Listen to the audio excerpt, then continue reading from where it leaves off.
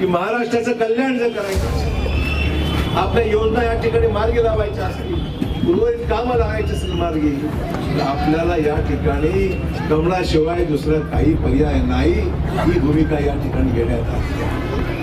हे जे गेले शिवसेना इकडे तिकडे, शिवसेना कोणाच्या जीवावर निवडून आली माहिती आहे? भाजपाने तिकीट दिलं, भाजपाने मदत केली, मोदी साहेब या आघाडीला ठीक आहे मान्यता दिली म्हणून शिवसेनेचे आमदार आले. आता आले असते का? आमच्या लोकांनी प्रामाणिक काम केलं म्हणून आले ना, त्याचे कसे आले असते?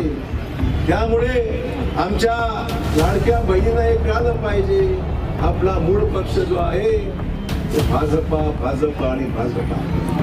राज्याचा मुख्यमंत्री हा राज्याचा फक्त राजा असतो लोकशाहीमध्ये. राज्याचा मुख्यमंत्री मी पण होतो.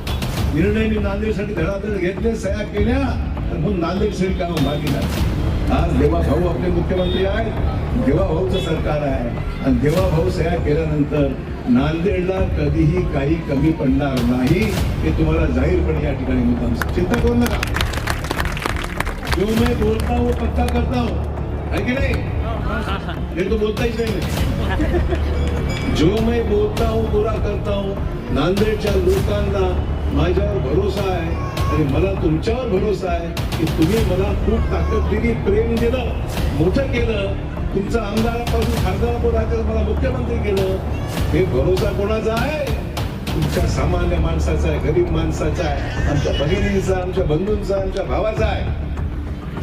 जे गेले जाऊ द्या, और काय फरक नाही पडत. एक गया दूसरा आया. जाएगा नहीं ना बाबा, नहीं मेरे तू गया तो गड़बड़ हो जाएगी. जो गया वो बर्बाद हो गया, जो छोड़ के गया वो बर्बाद हो गया. त्यामुळे मी त्याला म्हणतो, माझ्या नादी लागू नका, लागलं तर हे होऊन जा असं म्हणतो. लोक माझ्या बरोबर आहेत, मनापासून आहेत, लोकांना साथ मी दिलेली आहे. आमच्या वडिलांनी शंकरराव चव्हाण साहेबांनी सुद्धा आपल्याकरता काही कमी कधी केलं नाही. अनेक लोक या ठिकाणी आले. शिवसेनेमध्ये कोण गेले? ज्याला इकडे तिकीट नाही तर तिकडे गेलो. आणि तिकीट म्हणून निवडून येत नसते, कमळाच्या चिन्हाला लक्षात ठेवणारी माणसं आहे. कमळ आहे म्हणून राज्य आहे, कमळ आहे म्हणून देश आहे, कमळ आहे मोदी साहेब आहे आणि कमळ आहे म्हणून सर्व काही आहे.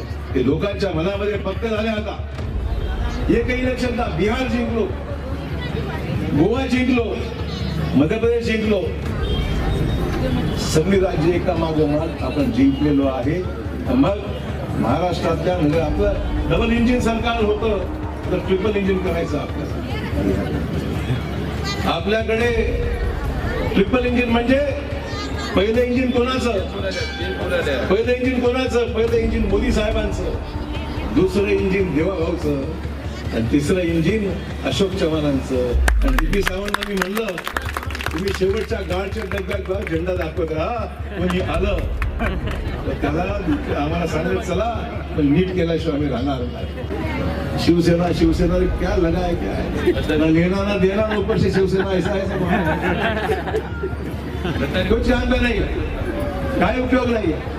जे इकडे मिळाले तिकडे गेले. मी त्याला म्हणलं थांब रे बाबा, अरे ते मला धमके देते. अरे मला धमके देते,